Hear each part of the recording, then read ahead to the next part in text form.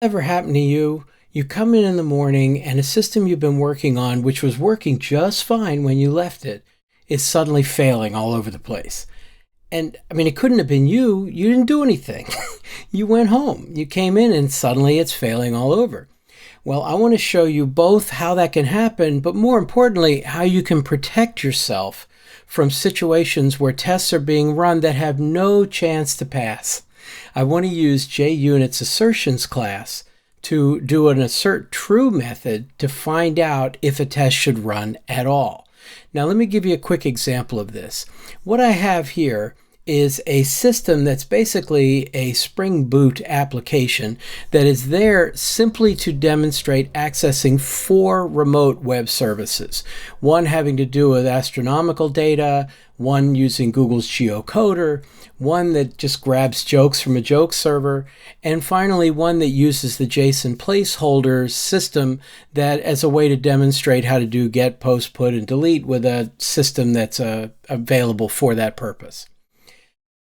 The key here, of course, is all of these are external RESTful web services. And what happens if the network goes down? So I'm going to make my network go down now. This is so scary to me. I hate doing this, but let's give it a try. So I'm going to turn off my Wi-Fi. Oh my goodness. And now I'm going to run the Gradle test again and watch the result. And not only will everything fail, but it actually takes time to fail. It ran pretty quickly here, but in general, the tests are going to be a disaster. I have 19 failures out of 20 possible tests. It's like, what a mess. And it all happened, of course, because the network's not available. Why should I be running tests of external web services when I can't even get to them? They're not available. Now, before I do anything else, I have to re-enable the Wi-Fi. I just won't be able to handle it otherwise. Now let's talk about this. In order to discuss this, I want to talk about a very simple problem in computer science and the idea of preconditions and postconditions. So here is the web page at Wikipedia talking about the data structure called a stack. Very simple, a last in, first out data structure. And the analogy that's usually used is like a stack of plates put on some spring-loaded system so that the clean plates are put on top. And as people remove them, they move up the stack. And you always are grabbing plates from the top and adding them to the top as well. The last element put in is the first one taken out. In fact, you can see on the Wikipedia page, they do a bunch of push operations to add elements to the stack and then a bunch of pop operations to remove them. Nice and simple. Here is an example of using a stack in a condition where you're going to run into a problem. Now, we have this concept of preconditions and postconditions, and I have to define that. Now, a postcondition is a Boolean condition that is true of a method when the method's done. If I'm talking about popping an element off of a stack, that means I want to remove an element, and then what's true about the stack once I've removed an element? There's one less item on the stack. Or one fewer item on the stack. Okay, whichever. The stack has one less item. The stack doesn't have as many items as it had before.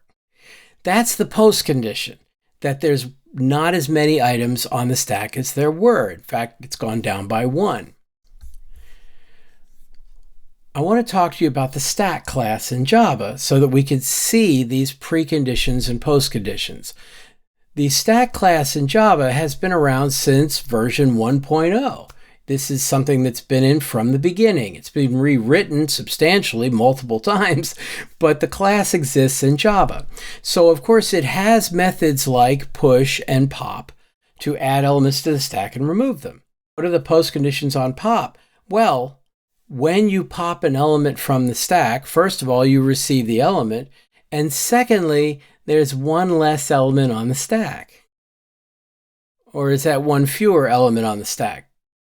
Either way, that's the idea, is that the number of elements on the stack has gone down by 1. That's the concept. So in other words, that has to be true once I call pop. But you might realize, of course, the only way that's going to be true is if the stack wasn't empty when you called pop. In fact, if you look at this, here I've instantiated the stack and I call the pop method. Now let me re-enable this test here, which I had disabled for the moment. When I run the pop method on an empty stack, what I get is an empty stack exception.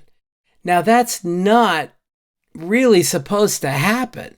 The truth is that when you're not supposed to call pop on a stack that's empty.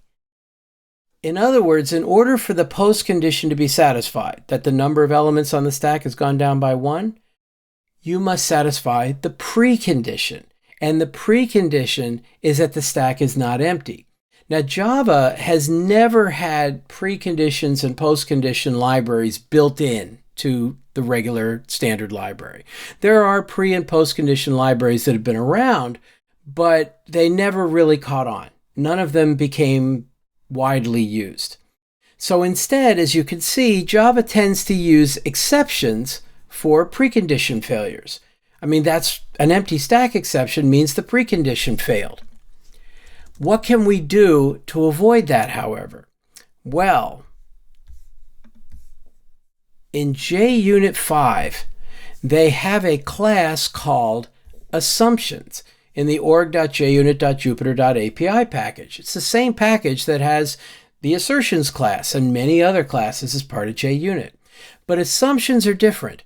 Assumptions, here they are, here's the Assumptions class in the API, is a collection of utility methods that support conditional test execution based on assumptions. In contrast to assertions, failed assumptions don't result in a test failure. They result in a test being aborted or skipped or ignored. And let me demonstrate how they work. In this class, I've done a static import of the assumeTrue method in assumptions. There's also a method called assumingThat. We'll get to that a little bit later. Let's look at assumeTrue.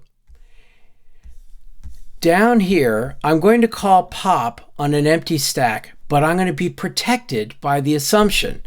So I get the size of the stack, and here is assumeTrue. Now, assumeTrue takes 2 arguments. A Boolean to check, that's the precondition, and then a string message to report as part of the thrown test aborted exception. So I'm going to assume that the size of this stack is greater than 0. And my message will be something like stack must not be empty. Then, if that passes, I'll call pop and I'll check that the number of elements went down by 1 and that the value I got back was some particular element. What actually happens when I run this, however, is I get a test that is skipped. See the circle with the line through it showing up there, indicating that this test was aborted. It didn't fail, it just didn't run because the assumption was no longer true. I have protected myself from testing a method that has no chance of succeeding. Now, on the other hand, here is a similar test where first I pushed an element on the stack.